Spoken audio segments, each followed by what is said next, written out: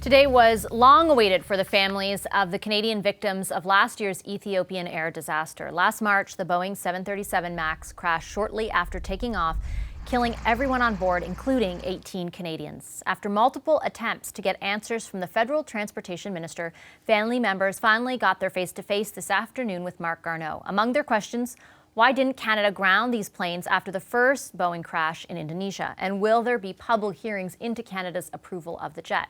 Chris Moore lost his 24-year-old daughter, Danielle, in the Ethiopian Airlines crash. Paul Njoroge's wife, 3 children, and his mother-in-law all died in the crash. They were at today's meeting with Marc Garneau, and they join us now from Toronto. Hi there. Thank you so much for making some time for us. I really appreciate it. Thank you. Thank you. And before I start, my deepest condolences for the loss of your family and your daughter. Mr. Moore, I wanted to start with you. I'm wondering if you could outline for us why you wanted this meeting with the Transport Minister and what you were hoping to get from it. Well, ultimately, we were trying to get some answers to some questions that we've asked the Director General of Transport, and through a number of different ways of communication, and they just weren't either responding promptly or they weren't answering. I think it was just best to get the answers directly from the Minister of Transport. So that's why we wanted to come up, meet with him today, and also to tell him, our issues and problems. Give him our comments as well. Mr. Njoroge, how did that meeting go? Well, we obviously started with us telling the minister the stories of our loved ones. We also wanted to let him know that it has taken 11 months for him to come meet with us, and I felt genuinely apologized for that. And he feels that in the future, that's not something that he will do. He's gonna make sure that he sort of gives the family all the help that they need. The same way he gave the help to the victims, to the families of the victims of Ukraine Airlines Flight 752.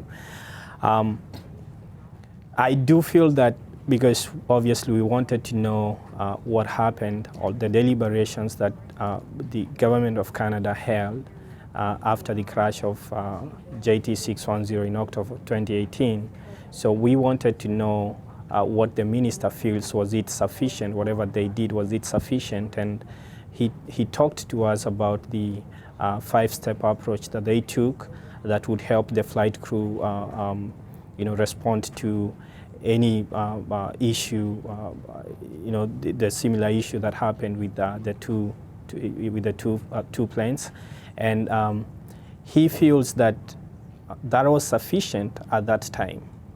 But how do you feel about that? Well, I feel that the minister is genuine when he says that at that particular time they made the decision. That 5-step procedure, and that 5-step procedure was done by Canada only. And that is to say that they went above and beyond what the FAA had recommended. But then we must pose the question of, at that time, the existence of MCAS had not come to light. A few weeks later, after they had already proposed the 5-step approach, we came to know about the world came to know about the existence of MCAS. The pilots complained about it. Then I thought that they should have had another deliberation on whether to ground the 737 MAX. The minister is of a different opinion. Mr. Moore, you're nodding. Did you feel that there should have been another deliberation as well? Absolutely. Perhaps you might say that the 5-step was inappropriate, but definitely there were so many issues with the 737 MAX that they should have grounded it. The FAA was forthright in saying that they've just been informed from Boeing that the alert light for the disagree light was not properly working in some of the planes, and they didn't put the there was other issues like even identifying the MCAS in the control manual for the pilots. There's other issues about miscategorization of that software. As you know, it's catastrophic, but it was rated as a major hazard, which means that only some people will get injured. And at that time, it basically, your assumptions are totally wrong. So you go back and you reassess your what you had proposed, and you could actually now tell the Americans or the FAA that what you had started off with is wrong. We're gonna ground it, and that would have forced Boeing to make a swift correction. And when you put that, Mr. Moore, to the minister, what is his response? His response was, we were satisfied with the 5-point memory aid. And is that frustrating to hear? It is. It's very frustrating. As a consumer, I don't want the authority telling me that they're taking sort of the easy road out, because let's face it, that also helps industry as well.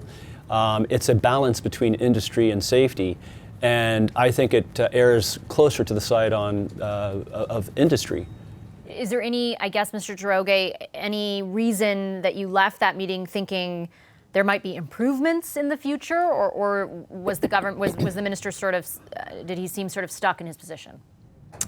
Well, we challenged him on the fact that we feel that there is a cozy relationship between the government of Canada and the US government, and especially the FAA and Boeing.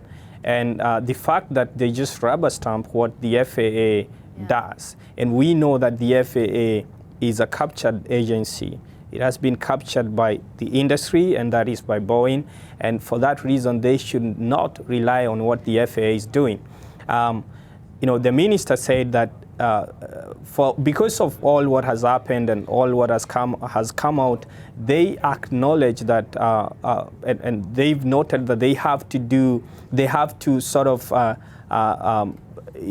they have to come up with a robust validation procedures so that they can make sure that they validate all these processes, and to validate a new plane where they cannot certify the plane because the plane is manufactured in the US, so they cannot certify it. It has to be certified in the US, and they can only validate all what the FAA has done, and for that reason, they will make sure that their validation procedure is robust enough so that they can make sure that the planes are safe going forward. Mr. Moore, my colleague Ashley Burke is the one who sort of highlighted for me, and I think a lot of readers on CBC, that you and others had been asking for a long time to have this meeting. I didn't realize that that meeting hadn't happened, or that really it took so long. Was there an explanation provided at all as to why there was no response until this really became public? No, there wasn't a satisfactory response. But we did get an apology from the minister today, which was grateful. But there was nothing to state why they were so late and tardy in getting any type of a proper meeting. Now, we did have a meeting with by phone with Nicholas Robinson, the Director General. But the information that he would relay to us was very high level, and also it's behind doors. So it's not in the public, and we need to have that in the public. As you know, the main stakeholder in this whole issue is the flyers and the pilots too. And we need to speak out about what we will fly on, about safety. And we can't have some type of a middle-of-the-road approach. It has to be safe. Safety is binary. Either it's safe or it's not. Okay, I'm going to leave it there. I really appreciate both of you making some time for us this evening. Thanks so much to Chris Moore and Paul Njoroge. Thank you. Thank you. Hi, I'm Vashi Capellos, host of Power in Politics. See more of our show by subscribing to the CBC News channel or click the link for another video.